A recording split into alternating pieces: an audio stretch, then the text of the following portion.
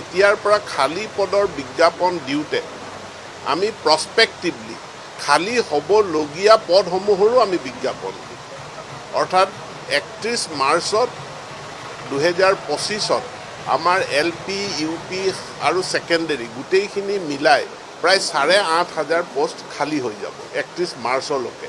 গতিকে আমি 31 মাৰ্চলৈকে ৰখি নাথাকি আমি যদি এতিয়াই বিজ্ঞাপন দিওঁ তেতিয়াহ'লে খালী হোৱাৰ লগে লগে সেই সময়ত আমি তেওঁলোকক নিযুক্তি দিব পাৰিম।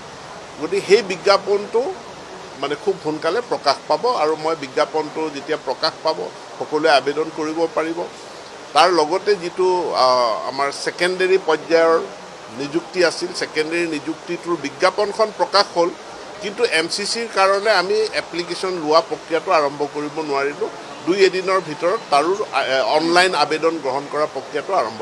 এতিয়া আমি LP, UPত যিসকল ঠিকাভিত্তিক শিক্ষক আছিলে সমগ্ৰ শিক্ষাৰ অধীনত, যাক আমি SSA কণ্ট্ৰেকচুৱেল আৰু ষ্টেট পুল কণ্ট্ৰেকচুৱেল বুলি কওঁ, তেওঁলোকৰ চাকৰি নিয়মীয়াকৰণৰ কাৰণে অসম চৰকাৰে এটা প্ৰচেষ্টা আৰম্ভ কৰিছিল। কিন্তু সেইসকল শিক্ষকৰ মাজৰে পৰা একাংশই পুনৰ হাইকোৰ্টত তেওঁলোকে গ'ল। গতিকে হাইকোৰ্টত এটা চলি আছে।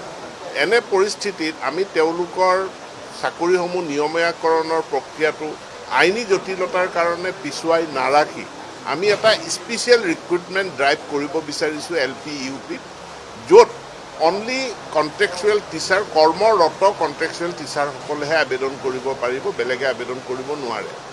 তো এই প্ৰক্ৰিয়াটো খুব সোনকালে আৰম্ভ হ'ব। একেধৰণে আমাৰ যিসকল হাইস্কুলত এডিশ্যনেল কণ্ট্ৰেকচুৱেল টিচাৰ আছে তেওঁলোকৰ কাৰণেও একেধৰণৰ এটা স্পেচিয়েল ৰিক্ৰুটমেণ্ট ড্ৰাইভৰ দ্বাৰা তেওঁলোকৰ চাকৰিসমূহ নিয়মীয়া কৰাৰ আমি কথা বিবেচনা কৰিছোঁ। খুব সোনকালে সিদ্ধান্ত গ্ৰহণ হ'ব। টিচাৰ ট্ৰেন্সফাৰ পৰ্টেলৰ জৰিয়তে শিক্ষকৰ বদলীকৰণ প্ৰক্ৰিয়া খুব সুন্দৰভাৱে চলি আছে। আইনে যিখিনি চৰ্ত বান্ধি দিছে সেই তাৰ ভিতৰত, আৰু এতিয়ালৈকে আমি 29,000 শিক্ষকৰ বদলীকৰণ কৰিবৰ কাৰণে সক্ষম হৈছোঁ। পৰীক্ষা যিহেতু এটা হ'ব, পৰীক্ষাত কি প্ৰশ্ন আহিব চিলেবাছটো আগতে ঘোষণা কৰিব লাগে। গতিকে চৰকাৰে ইতিমধ্যে এই চিলেবাছটো ঘোষণা কৰিছে। এই চিলেবাছৰ ভিতৰৰ পৰাই প্ৰশ্ন আহিব, তাকে লৈ প্ৰাৰ্থীসকলে পৰীক্ষা দিব লাগিব। আনন্দৰাম বৰুৱা বঁটা দিয়া হ'ব আৰু তাৰ কাৰণে ইতিমধ্যে প্ৰক্ৰিয়াটো আৰম্ভ হৈছে। আনন্দৰাম বৰুৱা বঁটা যিসকলে মেট্ৰিক পৰীক্ষাত 75% এণ্ড এবভ তেওঁলোকে পায়, নম্বৰ পায়, তেওঁলোকৰ কাৰণে এই বঁটাটো দিয়া হ'ব।